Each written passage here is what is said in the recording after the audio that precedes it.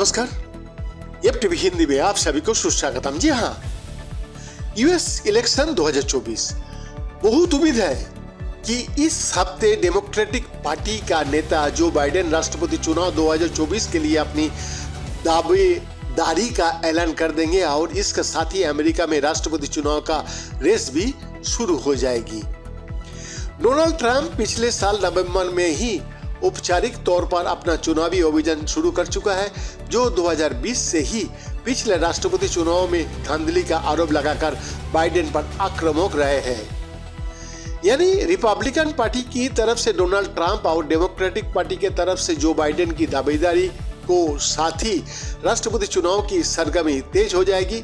वही अमेरिका के दोनों मुख्य राजनीतिक दल व्हाइट हाउस का लिए औपचारिक रूप से 2024 का उम्मीदवार को चुनने के लिए अगले साल एक प्रक्रिया शुरू करेंगे। अभी तक बाइडेन को चुनौती देने के लिए डेमोक्रेटिक पार्टी के तरफ से सिर्फ दो ही बड़े उम्मीदवारों ने अपनी दावेदारी का ऐलान किया है, जबकि डोनाल्ड ट्रंप को चुनौती देने के लिए उनकी रिपब्लिकन पार्टी में लाइन लग गया है। लिहाजा डोनाल्ड ट्रंप को पार्टी से टिकट हासिल करने के लिए कड़ा संघर्ष करना पड़ेगा।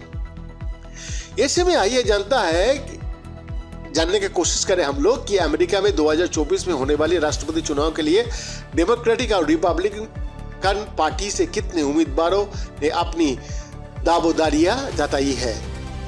2020 के चुनाव में ट्रंप को हराने वाली बाइडेन 2024 में होने वाले राष्ट्रपति चुनाव में उतरने की अपनी इच्छा जता चुका है और डेमोक्रेटिक पार्टी की तरफ से उन्हें संभावित उम्मीदवार माना भी जा रहा है।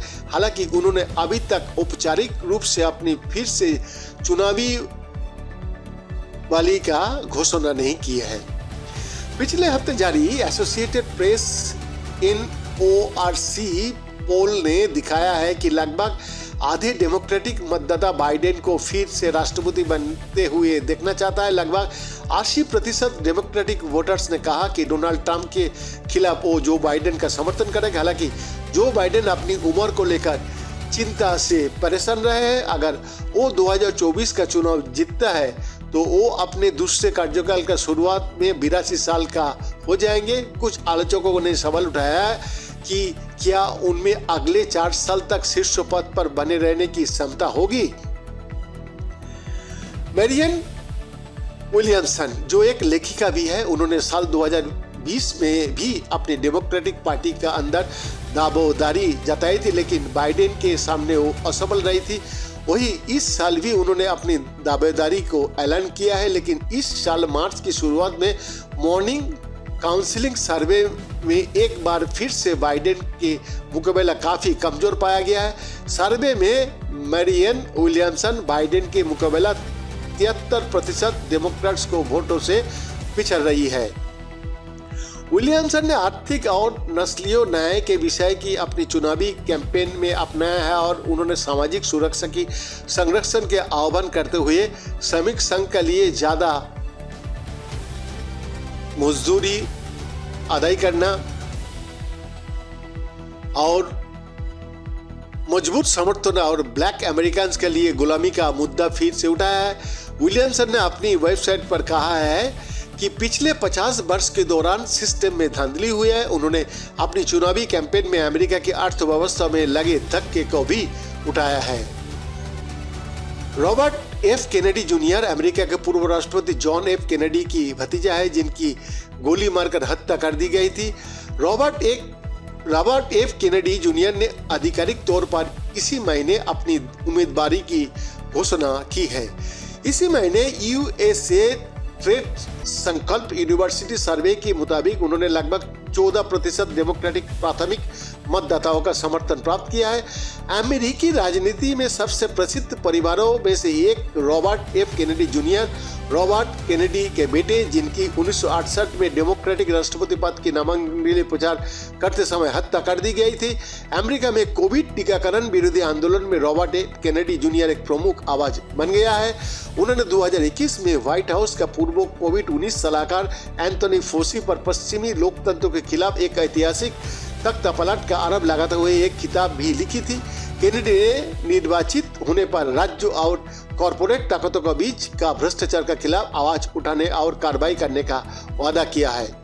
डोनाल्ड ट्रंप, जिन्होंने 2016 में डेमोक्रेटिक पार्टी की उम्मीदवार हिलरी क्लिंटन को हराने के बाद अमेरिका राष्ट्रपति के रूप में एक कार्यकाल पूरा किया, उन्होंने औपचारिक रूप से नवंबर में अपना अभियान शुरू कर दिया है। 2020 में बाइडेन से चुनावी हार मिलने के बाद झूठा प्रचार किया कि चुनाव में धांधली की गई है। इसके साथ ही उन पर तख्ता पलट का भी आरोप लगाया गया। आलोचकों का कहना है ट्रंप ने बार बार झूठ बोलकर अपने समर्थकों को अमेरिकी संसद पर हमला करने के लिए उकसाया और ट्रंप के उकसाने के बाद ही 6 जनवरी 2021 को ट्रंप समर्थकों ने अमेरिकी संसद कैपिटल हिल पर हमला कर दिया था। ट्रंप को बाद में दंगा भड़काने के लिए अमेरिकी प्रतिनिधि सभा द्वारा महाभियोग लगाया गया था, जो असफल रहा था।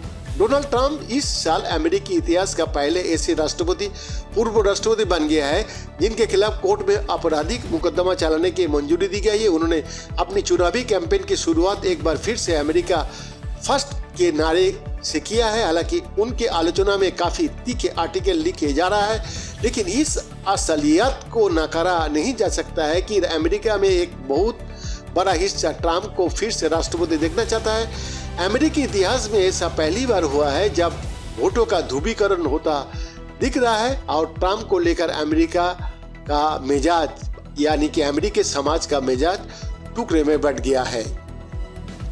फ्लोरिडा के गवर्नर डेसैंटिस ने अभी तक औपचारिक रूप से अपनी उम्मीदवारी की घोषणा नहीं की, लेकिन व्यापक रूप से 2024 का नामांकन के लिए ट्रंप को टॉप चैलेंजर माने जा रहा है। गर्भपात, शिक्षा और कोविड-19 समन उपायों सहित कई मुद्दे पर उन्होंने सुर्खियां बटोरे हैं। अपनी दक्षिणपंथी राजनीति के वजह से यह काफी प्रसिद्ध है। रॉन डेसैंटिस को डोनाल्ड ट्रंप अपने रास्ते का सबसे बड़ा खतरा मानता है। हालांकि अप्रैल महीने में रिपब्लिकन पार्टी का कार्यकर्ताओं को बीच कार्रवाई किए रॉयटर्स सर्वे में उन्हें ट्रंप के 58% के मुकाबले 21% ही वोट मिले। मार्च महीने में डेसैंटिस ने यूक्रेन में युद्ध को एक क्षेत्रीय विवाद बताया था जो संयुक्त राज्य अमेरिका का शीर्ष राष्ट्र सुरक्षा में हित में नहीं था। वही रॉन डेसैंटिस अगर राष्ट्रपति चुनाव में खड़ा होता है, अगर जीत हासिल करता है, तो जियोपॉलिटिक्स में जबरदस्त बदलाव लाने की संभावना देखी जा रही है और उनकी जीत के बाद यूक्रेन को रूस के खिलाफ कितना समर्थन मिल पाएगा, इसके लेकर काफी आशंकाएं हैं। रिपोर्ट